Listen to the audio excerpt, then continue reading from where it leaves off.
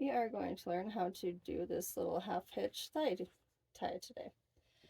So how we are going to start that, for this I used a 30-foot length rope. This is the size of my legs. This is how many wraps I did with my size of legs for a 30-foot rope. Yours may vary depending on your leg size. You can also use a 15-foot and have like a little cuter one, but this is a 30. So how we're going to start, we're going to take the middle of our pipe, I'm going to put it around our waist, put our tails through our pipe. This is called a lark's head.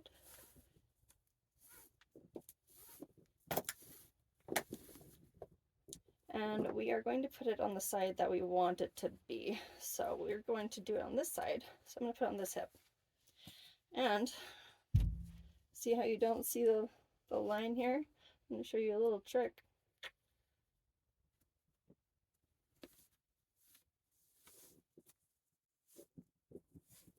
So that you can hide your line that will hold it, your support line. So this is the line that's going to keep it from just falling down. It's going to hold it up for you. I'm going to hide it again so nobody can see. We're going to make sure it's in the right spot. Okay, there we go. Oh, look at how cute those are. You can get these from ekamuse.com. Okay, so we are going to, we did our knot this way, so we're going to reverse tension it that way. We're going to go behind our leg. And then, depending on how you want this, so I angled mine down this way. You can put yours straight down. You can angle yours sharper. You can angle yours backwards. You could do whatever you would like to do. I am going to copy this side. So, I started right about here. So, I'm going to go put my little half hitch right there. So to make a half hitch, you're going to go over this line and then behind this line.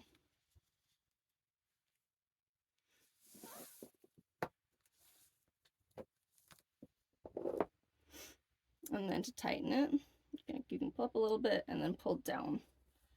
Make sure this is pretty tight, because this is what's going to keep it in place, is the tension. And then, so our rope came this way, it's swirled back, we're going to continue onward the same direction that we're going. And pull it around. And then we want to tie onto this line, not this line behind it, so that it will have something to pull onto and we'll just keep sliding continuously that way. So we're going to make another half hitch. So we're going to go over this line, behind it and through.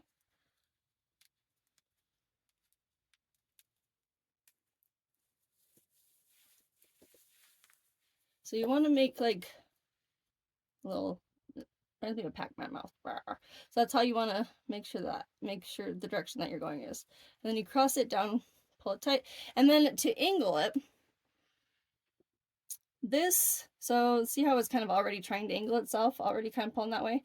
If you wanted it to be a straight line, you can tighten your line and put it back where you want it to be. See?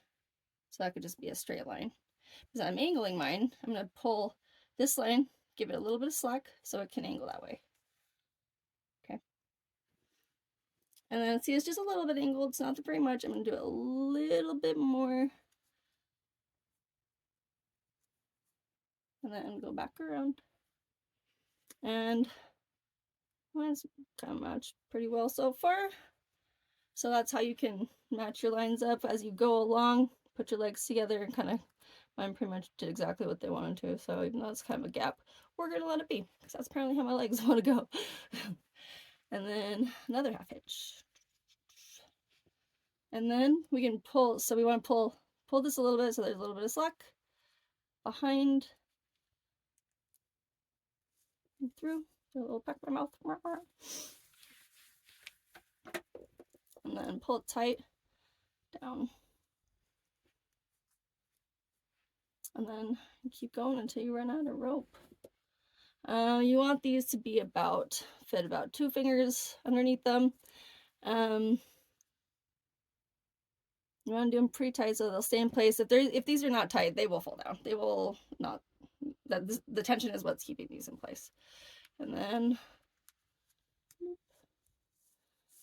watch my finger movements, how I'm doing my little tricks too.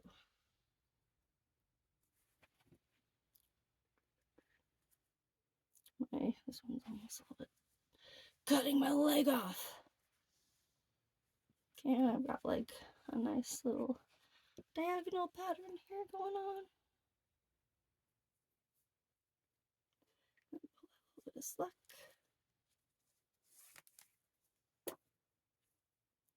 A little bit more.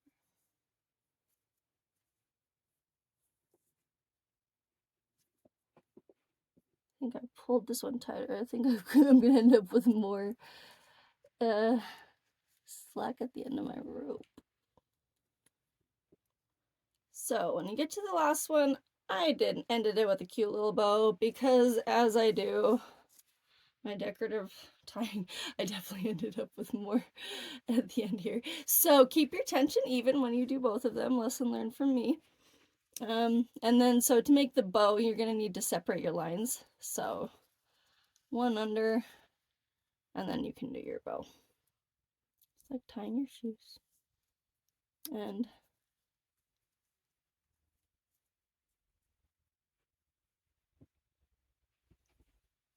yay, cute.